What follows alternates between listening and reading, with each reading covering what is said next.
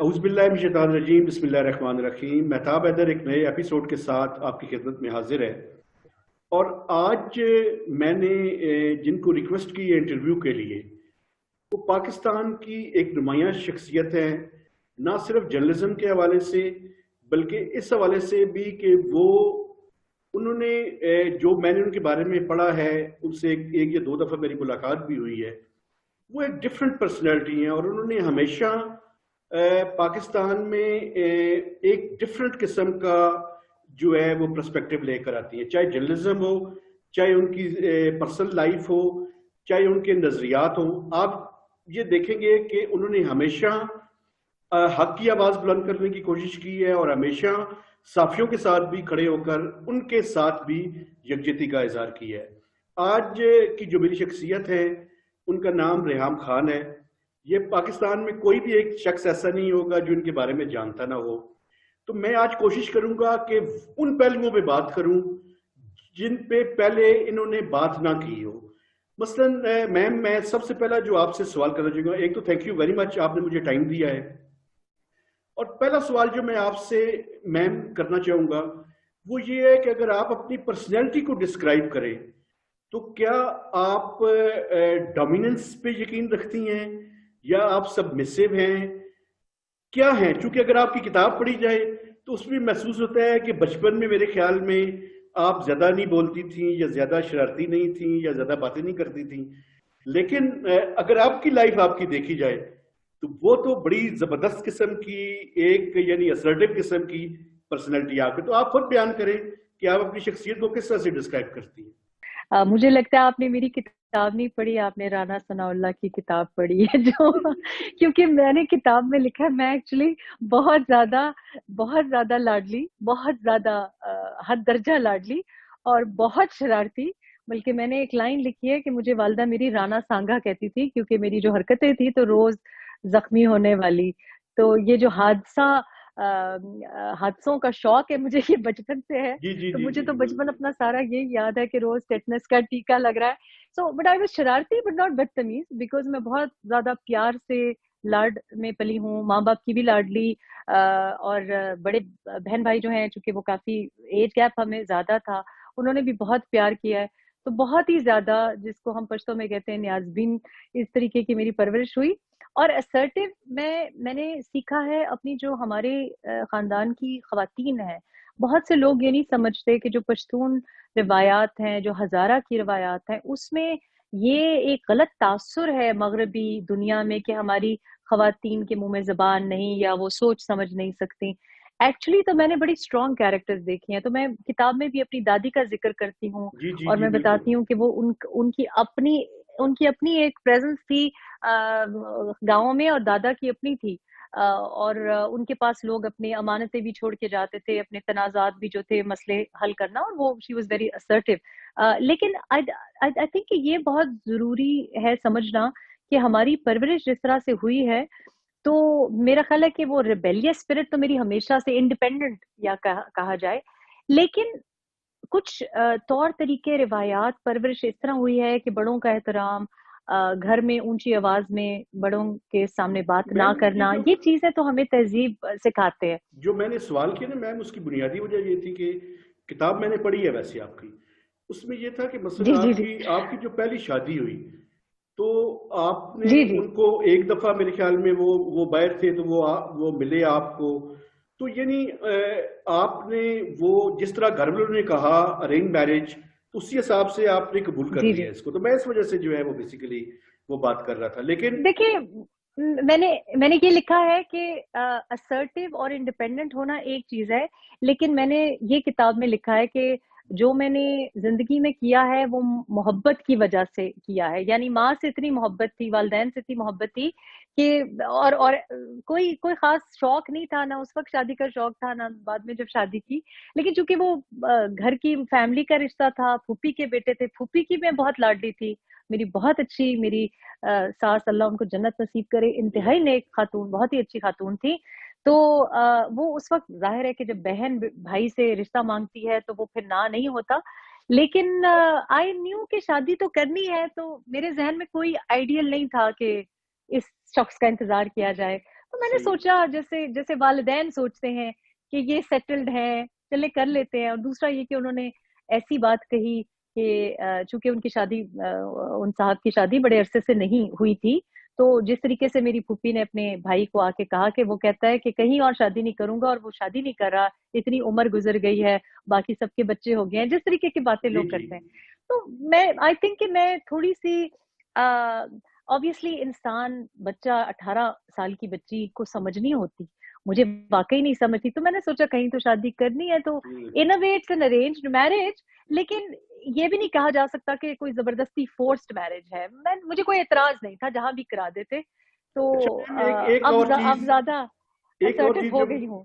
ایک اور چیز جو میں پوچھنا چاہتا ہوں آپ سے، آپ کی اگر اپنی زندگی پہ نظر ڈالیں، آپ دل کی باتیں مانتی ہیں یا دماغ کی باتیں مانتی ہیں؟ آئی تھنک کہ کام پہ میں صرف دماغ کی باتیں مانتی ہوں، لیکن کچھ رشتوں کی وجہ سے یعنی کہ پہلی شادی میں نے میرا خیال ہے کہ دل کی بات تو نہیں، لیکن والدہ کی محبت کی وجہ سے کہ ان کو تکلیف نہ ہو، اپنی والدہ کی اور اپنی ساس کی بھی، وہ کافی عرصہ برقرار رکھی، کیونکہ مجھے پتا تھا کہ بہت زیادہ لوگوں کو تکلیف ہوگی اس سے. اس کے بعد بچوں سے محبت ہو گئی، تو پھر میں نے سوچا کہ بچوں کی محبت چونکہ زیادہ آپ کو پتا ہے والدین کی محبت سے زیادہ ہوتی ہے، تو پھر میں نے سوچا کہ نہیں، میں بچوں کو اس سے نہیں گزار سکتی. تو اکثر جو زندگی میں نے فیصلے کیے ہیں وہ دل کی وجہ سے زیادہ کیے ہیں، کسی کی محبت میں کیے ہیں، یا والدہ کی یا بچوں کی. اور اب جو محبت ہے، چونکہ بچے میں پال چکی ہوں، تو اب وہ محبت میری بہت اسٹرانگ رشتہ ہے اپنے خون سے، اپنے لوگوں سے. تو اکثر لوگ شاید سمجھ نہ پائیں، لیکن مجھے لگتا ہے کہ میرا فرض بنتا ہے، جیسے میرے بچے ویسے قوم کے بچے، آپ لوگ سارے مجھے اپنی فیملی لگتے ہیں. یعنی میم آپ کی محبت فرد سے نکل کے معاشرے کے اوپر آ گئی ہے. اس لیے کیونکہ میں سمجھتی ہوں کہ میرے اوپر لوگ سمجھتے ہیں کہ بڑی مشکل زندگی گزاری ہے، اور اکثر مجھ سے لوگ پوچھتے ہیں کہ آپ ٹوٹ کیوں نہیں گئی، اور آپ کو یہ، پر میں نہیں سمجھتی. میں سمجھتی ہوں کہ اللہ کی مجھ پہ بہت مہربانی رہی ہے، اس لیے کیونکہ میرے لیے سب سے چیز جو اہمیت رکھتی تھی، جو میرے لیے سب سے بڑی نعمت ہے، وہ اولاد ہے. اور الحمدللہ اللہ پاک نے مجھے بہت خوش قسمت، میں سمجھتی ہوں بہت خوش قسمت. تو کچھ واقعات ہوتے ہیں، کسی کے ساتھ کچھ ہو جاتا ہے، دیکھیں الحمدللہ صحت ہے، بچے ہیں، نیک اولاد ہے. تو اب مجھے لگتا ہے کہ اللہ پاک مجھ سے پوچھے گا کہ اپنے بچے تو تم نے بڑی اچھی تعلیم دی، اپنے بچوں کو تو تم بڑا گھر سے نہیں باہر نکلنے دیتی، میں منہ میں نوالے دینے والی والدہ ہوں. تو اوروں کے بچوں، جب تم کو پتا تھا کہ کسی کے ساتھ زیادتی ہو رہی ہے، کسی کی تعلیم کے لیے 20,000، آج مجھے کسی کی درخواست آئی ہے کہ ایک بچی کی 20,000 روپے خرچہ. اور دیکھیں جب میں دیکھتی ہوں تو مجھے بڑی شرمندگی ہوتی ہے اگر ہم یہ نہ سمجھیں کہ ہم پہ کیا مہربانی ہے، رحمت ہے، اور اگر ہم اس کا حصہ خود واپس نہ لوٹائیں تو اللہ پاک کا پھر آپ پہ قہر نازل ہوتا ہے. تو میں سمجھتی ہوں کہ انسان کو بہیو کر کے رہنا چاہیے زندگی میں. بالکل ٹھیک ہے میم، آپ نے ذکر کیا کہ آپ بڑی شکر گزار، اور جیسے اولاد کی نعمت آپ کے پاس ہے، ڈیفینیٹلی یہ آپ جو ہے وہ خوش قسمت ہے اس حوالے سے. لیکن زندگی میں کوئی ریگریٹ ہے میم آپ کو؟ نہیں، کوئی ریگریٹ نہیں، اس لیے کیونکہ میرا خیال ہے کہ میں جو بھی مطلب جو بھی کچھ ہوا ہے اپنے فیصلوں کی وجہ سے ہوا ہے. ٹھیک ہے ایک فیصلہ شاید بہت کم عمر میں کیا ہو، لیکن آئی تھنک کہ ریگریٹ زندگی اس طرح تو نہیں ہو سکتی نا کہ بالکل ہی فلیٹ لائن ہو. اگر فلیٹ مطلب ای سی جی کی فلیٹ لائن جب ہوتی ہے تو انسان کی موت ہو جاتی ہے، تو موت سے پہلے زندگی غم سے نجات پائے کیوں. تو میرا خیال ہے یہ مراحل ہوتے ہیں، آپ کی زندگی میں اپنے مرحلے ہوں گے. تو ریگریٹ کرنا میرا خیال ہے یہ میری ڈکشنری میں نہیں ہے. ہاں یہ ضرور ہے کہ اپنے جو فیصلے ہیں، غلطیاں ہیں، وہ انسان کو ایکسیپٹ کرنی چاہیے. اور میں سمجھتی ہوں کہ میری نا سمجھی کی وجہ سے کچھ میں نے فیصلے کیے ہیں، لیکن وہ بھی کوئی بات نہیں، معاف کر دیا میں نے اپنے آپ کو. It's part of life. کچھ فیصلے یقیناً پچھلا فیصلہ جو سب سے بڑا حادثہ جو پبلکلی ہوا ہے، اس کے لیے میں نے تھوڑا سا اپنے کو زیادہ دیر بعد معاف کیا. لیکن آئی تھنک یہ بھی میرے لیے جو چیزیں مجھے نہیں پتا تھی، کبھی کبھی کچھ لوگوں کو قدرت چاہتی ہے کہ ان کو جھنجھوڑ کے جگایا جائے، تو مجھے لگتا ہے یہ میرے لیے ضروری تھا سمجھنا. صحیح ہے میم. اچھا میم مجھے یہ بتائیں، آپ جرنلزم تو آپ نے پڑھا نہیں تھا پہلے، یعنی آپ کی شادی ہوئی، آپ نے بتایا اس کتاب کے اندر کہ آپ گھریلو خاتون تھی، پھر اس پہلی ڈائیورس کے بعد آپ کے ذہن میں کیسے خیال آیا کہ آپ جرنلزم کی طرف جائیں گی؟ آپ نے اس کتاب کے اندر تھوڑا سا حوالہ دیا ہے کہ آپ نے کچھ کورسز بھی کیے اور اس کے بعد بی بی سی میں جو ہے وہ آپ کو ایک وہ بلیٹن پڑھنے کی جو ہے وہ ہوئی، آپ کے ذہن میں کیسے خیال آیا ہے؟ میرا جی بچپن سے جب بھی کوئی ہمارے گھر آتا تھا، خاص طور پہ جب میری بہن کے رشتوں کے لیے لوگ آتے تھے تو میں ان کا پورا انٹرویو لیتی تھی. تو میری اس قسم کی اور ماشاءاللہ ان کے رشتے بھی بہت آتے تھے، تو وہ بڑی ایک جو اریٹیٹنگ بچہ نہیں ہوتا جو سارا پورا آپ کا شجرہ نسب پوچھتا ہے، تو مجھے بڑا ہمیشہ سے شوق ہے انٹرویو لینے کا، اور I am a genuinely very inquisitive person. ابھی بھی آپ یقین کریں کہ میرے بچے بڑے تنگ ہوتے ہیں اگر ہم کہیں کھانا کھانے جائیں تو میں ویٹر ویٹریسز پورا ان کا کہ آپ اچھا کتنے بچے ہیں، کب ہونے والا ہے بچہ، میں یہ مجھے انٹرسٹ ہے لوگوں کی سٹوری سننے کا. تو صحیح. یہ ایک نیچرل چیز تھی کہ جرنلزم یا لوگوں کی جو سٹوریز ہے اس طرف رجحان میرا، اٹ واز انڈرسٹوڈ. تو جب میری پہلی طلاق میں نے جب فائل کی تو اس سے پہلے میں نے چھپ کے بی اے کیا، کیونکہ پڑھنے کی اجازت نہیں تھی، تو بڑی فلمی انداز سے پھر میں نے پرائیویٹ میں بی اے کیا ایجوکیشن.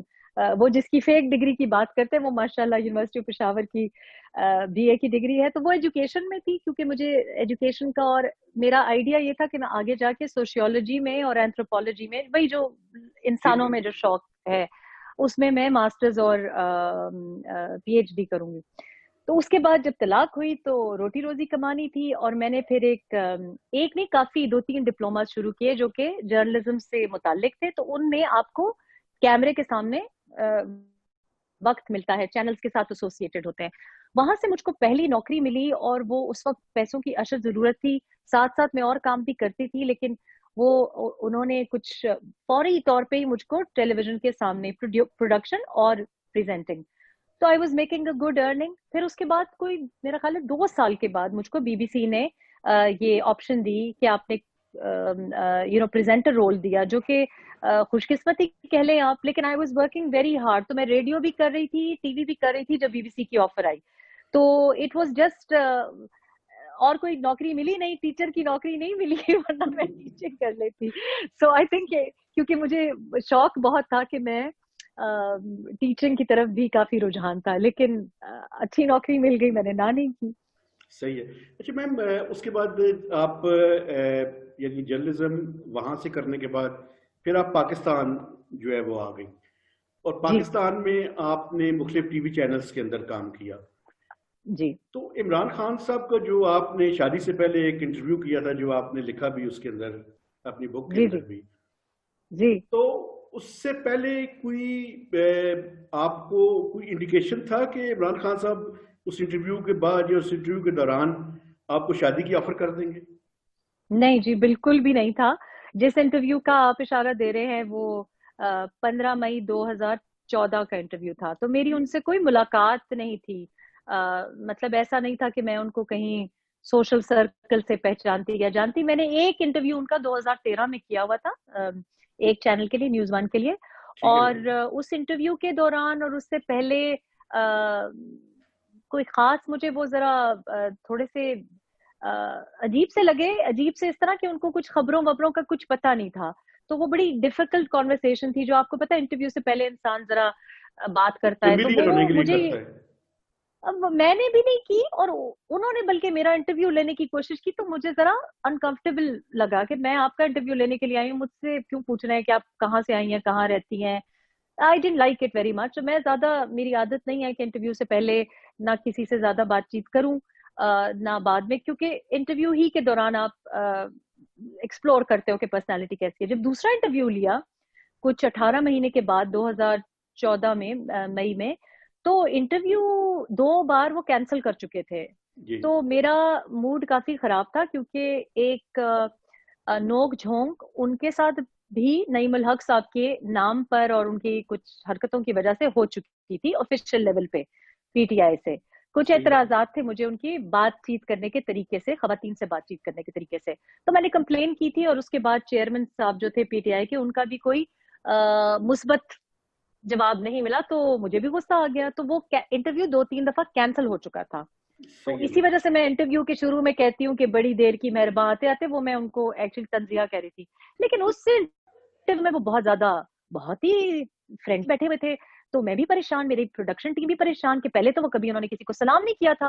تو میری پروڈکشن ٹیم, کیونکہ دیکھیں میں یہ سمجھتی ہوں کہ ہمارے معاشرے میں ایک بہت بڑا مسئلہ ہے کہ ہم اپنے برابر کے شخص کو تو سلام کرتے ہیں. تو میں یہ نوٹس کرتی تھی کہ جب ہم جاتے ہیں انٹرویو کے لیے تو وہ میرے پروڈیوسر کو سلام نہیں کرتے, میری میک اپ لیڈی کو سلام نہیں کرتے, اور میرا یہ رویہ بالکل نہیں ہے, میری پرورش بالکل یہ نہیں. تو میری پروڈکشن ٹیم کو بھی وہ خاص پسند نہیں تھے, کیونکہ وہ کمپیئر کرتے تھے کہ شیرپاؤ صاحب بہت جھک کے ملتے ہیں, شاہد خاقان عباسی صاحب بہت عزت دیتے ہیں, حالانکہ آپ کو پتا ہے ان کا قد بھی اتنا لمبا ہے. تو میری ٹیم وہ جھک کے ملتے ہیں تو یہ سلام بھی نہ کرتے تھے, سلام کا جواب بھی نہیں دیتے تھے. اس دن بہت زیادہ 2 گھنٹے کا انٹرویو, وہ چپ ہی نہ کریں. تو اس کے کچھ ایگزیکٹلی میرا خیال ہے آلموسٹ مہینے بعد انہوں نے رشتے کی بات چھیڑ دی. صحیح, بغیر کوئی مطلب کوئی نہ کوئی سلام, نہ کوئی دعا, نہ کوئی جان پہچان. تو وہ پر اپنا ہوم ورک کر چکے تھے, پر مجھے نہیں پتا تھا کہ ان کے کیا ارادے ہیں. اچھا میم, یہ مجھے بتائیں کہ میرے خیال میں آپ کی شادی محرم میں ہوئی تھی, 7 محرم کو ہوئی تھی جی, 7 محرم کو 31 اکتوبر 2014 کو. لیکن یہ بعد میں ڈکلیئر کیا گیا اور نکاح دوبارہ پڑھا انہوں نے, یا وہ صرف زبان لاتے رہے مولانا صاحب؟ مفتی صاحب کے بارے میں تو دیکھیں ہر ایک شخص کی اپنی مجبوریاں ہوتی ہیں, کسی دن وہ بھی بولیں گے. لیکن مفتی سعید صاحب آبویسلی انہوں نے میرا نکاح پڑھایا تو ایک ہی دفعہ نکاح, اور میں ان کو جانتی نہیں ہوں. میری نہ پہلے نکاح سے ان سے کبھی ملاقات یا بات چیت تھی. دوسرا تو آپ کو پتا ہے وہ فوٹو اپرچونٹی ہی تھا, وہ کچھ اسی طرح تھا جس طریقے سے. لیکن وہ کیوں 2 مہینے چھپایا گیا یہ تو اللہ بہتر جانتا ہے, کیونکہ مجھے یہ نہیں بتایا گیا تھا. ہمارے گھر کی کچھ شادیاں تھی میرے کزن کے بیٹے کی, تو میں نے صرف یہ گزارش کی تھی کہ یہ 1 ہفتہ, کیونکہ ظاہر ہے کسی کی بنی بنائی شادی پہ پھر اتنی بڑی خبر آ جائے تو وہ اوور شیڈو ہو جاتی ہے. تو مجھے یہ بتایا گیا تھا کہ اگلے ہفتے ہم اناؤنس کر دیں گے. یہ مجھ کو نہیں معلوم تھا کہ 2-2.5 مہینے کے بعد اعلان کیا جائے گا. تو وہ پھر 1 ہفتے سے دوسرے ہفتے سے, میرا خیال ہے ان کو اس وقت بھی امید تھی کہ حکومت گر جائے گی, تو یہ ہر ہفتے کی ڈیڈ لائن ہوتی تھی. تو ہم نے بلکہ مذاق بنا لیا تھا کہ اچھا, مطلب ایک طرح سے جوک بن گیا تھا کہ اچھا اس سیٹرڈے کو حکومت گرے گی, اس سیٹرڈے کو حکومت گرے گی. اور میں بھی ٹو بی کوائٹ آنیسٹ میری زندگی اتنی مشکل ہو گئی تھی آلریڈی, کیونکہ ظاہر ہے یہ بات تو it was worst kept secret, ہر ایک کو پتا تھا, میری ٹیم مطلب پورے چینل کو پتا تھا, کیبنٹ کو پتا تھا. بچی کو مجھے اسکول سے نکالنا پڑا کیونکہ آپ کو پتا ہے پھر فالوئنگ بالکل ایجنسیز بھی فالو کر رہی تھی, تو تھوڑا سا ہمارے لیے بڑا دقت ہو گئی تھی. تو میں بھی چپ تھی کہ یہ تو بہت آلریڈی کافی مشکل ہے, یہ تو آلریڈی فریڈم بڑی سلب ہو گئی ہے. لیکن آئی تھنک یہ بھی ہو سکتا ہے, دیکھیں اس کے بارے میں یہ بھی کہا جاتا ہے, جیسے میں نے کہا کہ ایک دن مفتی سعید صاحب بھی بولیں گے, کہ میرا خیال ہے کہ وہ تاریخ کا انتخاب کے پیچھے کچھ محرکات تھے, کوئی پیری فقیری تھی.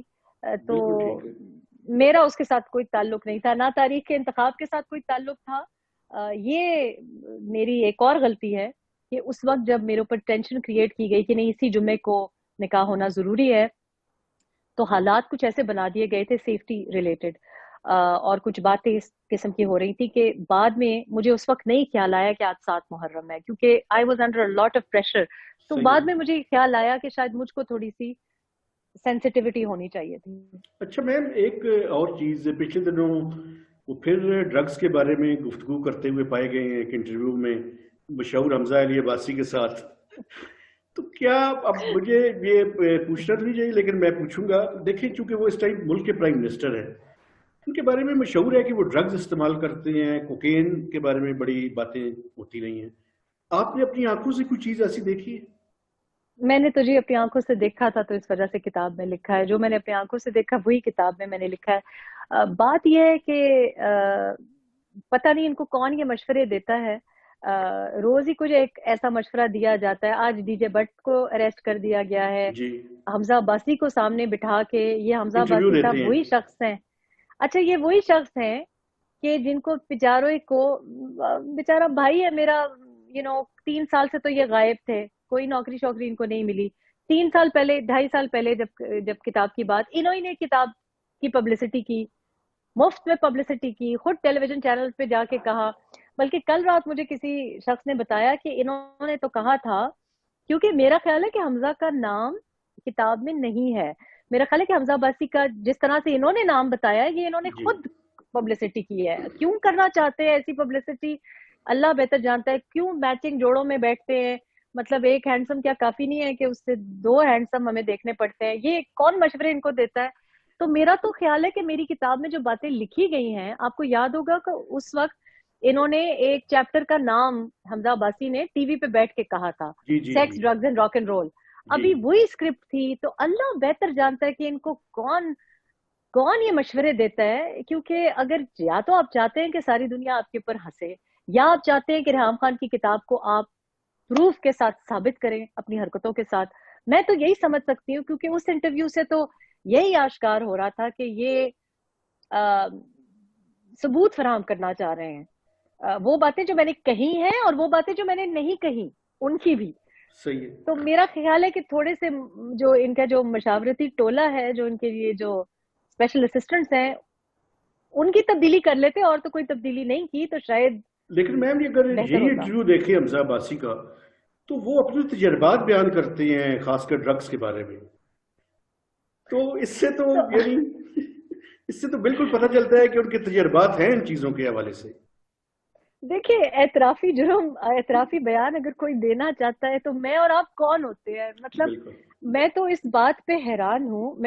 آپ یقین کریں کہ میں نے وہ پورا انٹرویو نہیں دیکھا, لیکن اس کا پھر جس طرح سے سوشل میڈیا پہ میمز بنی ہیں, جس طرح سے اس کو استعمال کیا گیا, اس کے دوسرے دن پھر آپ کو پتا ہے کہ ان کا دورہ بھی تھا, اس کو جس طریقے سے استعمال کیا گیا ہے, مجھے ایک تو آنیسٹلی اسپیکنگ مجھے سمجھ نہیں آتی کہ اتنا انسان کے پاس اتھارٹی تو نہیں, لیکن چلے پوزیشن آ گئی ہے, اتھارٹی تو نہیں ہے.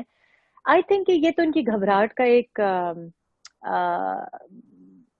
پروف ہے, ایویڈنس ہے کہ گھبرائے ہوئے ہیں, کبھی کیا کرتے ہیں کبھی کیا کرتے ہیں. دوسرا یہ کہ ہمیشہ سے ان کا جو مخلص شخص رہا ہے, جو ان کو مخلص مشورہ دے گا, اس کو انہوں نے سائڈ پہ کیا ہے, اور جو غلط مشورہ دیتا ہے اس کو یہ ساتھ بٹھاتے ہیں. اب مجھے نہیں پتا کس نے مشورہ دیا ہے, لیکن میرا خیال ہے حمزہ عباسی کا بھی کوئی بیچ میں ان پٹ تو ہوگی, بیکاز وہ بڑا فرینڈلی سا انٹرویو لگ رہا تھا. تو بندہ کسی عقل مند سے پوچھ ہی لے کہ سنو میں یہ کرنے جا رہا ہوں, کیا میں برا تو نہیں لگوں گا, کیا لوگ یہ تو نہیں سمجھیں گے. یہ ایک بات نہیں تھی جو آپ تجربات کی بات کر رہے ہیں, کہ مطلب وہ ڈیٹیل میں بات کرتے ہیں کہ اچھا اتنی لیتے ہیں. دیکھ مجھے تو نہیں پتا کہ اتنی لیتے ہیں تو پھر کیا ہوتا ہے, مجھے اور آپ کو تو نہیں پتا, کیونکہ ہم نے کبھی نہیں لی. مجھے تو نہیں پتا کیا ہوتا ہے, ڈاؤنر کیسے آتا ہے, جو ڈاؤنر ایکسپلین کرتے ہیں. ہم نے تو کبھی سگریٹ بھی نہیں پی, تو ہمیں تو نہیں پتا کہ کیا ڈاؤنر کیا ہوتا ہے, یہ ٹرمز. بہرحال لیکن باقی باتیں بھی جو کرتے ہیں, دیکھیں آپ وہ کہتے ہیں نا کہ انگریزی کی ایک مثال ہے کہ پاٹ کالنگ دا کیٹل بلیک. ساری زندگی آپ کو ہم نے, یہ ایک غلط فہمی ہے پاکستان میں اور دنیا میں کہ یہ 1992 کے ورلڈ کپ کی وجہ سے مشہور ہیں. میں جب چھوٹی تھی مجھے یاد ہے کہ ہم نے عمران خان کی وجہ شہرت 92 کا ورلڈ کپ نہیں تھا, وہ تو بڑھاپے کا تھا, وہ تو 40 سال کی عمر میں ہوا. جوانی میں ان کی وجہ شہرت پلے بوائے تھی, ان کی وجہ شہرت بالی ووڈ تھی اور سوشلائٹس کے ساتھ اٹھنا بیٹھنا تھا. آج جو یہ ڈی جیز بین کر رہے, ہمیں تو چاہے نصرت فتح علی خان کے کانسرٹس ہوں یا باقی دیگر, یہ تو ہم نے تو ساری پہلی دفعہ پاکستان میں ہم نے دیکھا جی, امیتابھ بچن, ریکھا, یہ تو سب کچھ یعنی socialite life style, western life style, ان کے ساتھ اٹھنا بیٹھنا گھومنا پھرنا, یہ تو آپ نے ہمیں متعارف کیا ہے, آپ کی وجہ شہرت یہ ہے.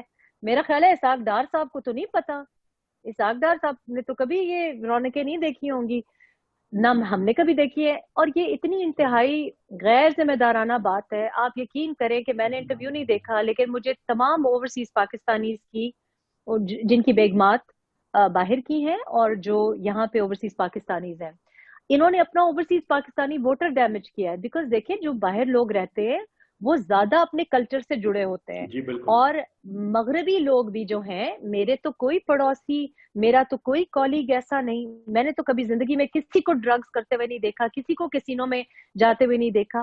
لوگ نوکری کرتے ہیں, واپس آ کے گھر اپنا خود صاف کرتے ہیں, خود ٹوائلٹ صاف کرتے ہیں, خود ویکیوم کرتے ہیں. بڑی ہارڈ لائف ہے. بچوں بڑی ہارڈ لائف ہے. یہاں پہ تو ہمارے جو بھائی صاحب ہیں کیوں واپس جانا چاہتے ہیں, کیونکہ وہ سارا وقت بیگم صاحب کے ساتھ بیٹھے رہتے ہیں اور بچوں کو بیڈ ٹائم سٹوری سناتے ہیں. وہ پاکستان کی عیاشی بھی نہیں ہوتی. اچھا میم ایک اگر مجھے تو یہ بڑی غیر ذمہ دارانہ اور میرا خیال ہے انسینسٹیو بات کر گئے. لوگوں نے بہت مائنڈ کیا یہ بات.